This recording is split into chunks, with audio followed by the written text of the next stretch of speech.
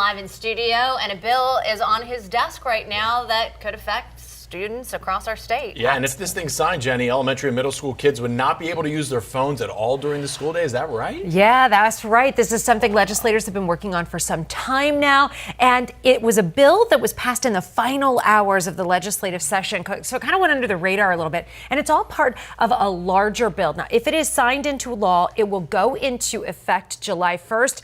So definitely a big change for next school year. And the big difference between the new restrictions and the ones that were put into place last year, well, current law prevents kids from using phones during instructional time, meaning they could use it on breaks, lunch, or between classes. And this would limit use throughout the entire day, but only for elementary and middle school kids. Now, we talked to a teacher at Farrell Middle Magnet School in Tampa who says she definitely sees a difference when kids do not have access to phones. You see a lot less of the general kind of drama causing behaviors, like videotaping each other or making TikToks and things like that aren't happening. So it's much less distraction.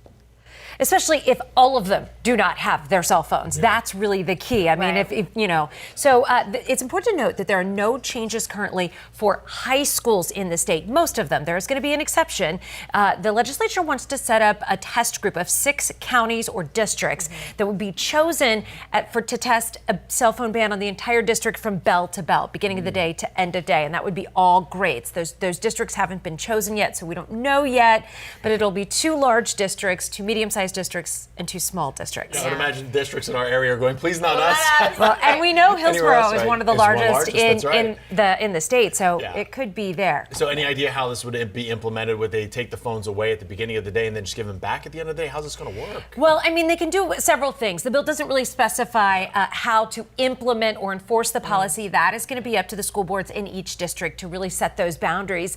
But the bill does specify something, and I think a lot of parents will be happy to hear this. Students can carry their wireless cell phone or their wireless device. They just can't use it. There would be, penalties if you were caught using it. So that might than done, though, right? Definitely, but it is an important distinction for parents who want their kids to have access to a phone should something happen, if there's some sort of emergency on campus. Also, there will be special exemptions for kids who have a medical device that needs some sort of wireless cell phone or something like that. But it still needs to pass. The governor still needs, it's passed. The governor still needs to sign it. And of course, we're going to be watching, and we'll let you know when that happens. All right, lots to iron out. Thanks, Jenny. A lot of kids going to be watching this one, too.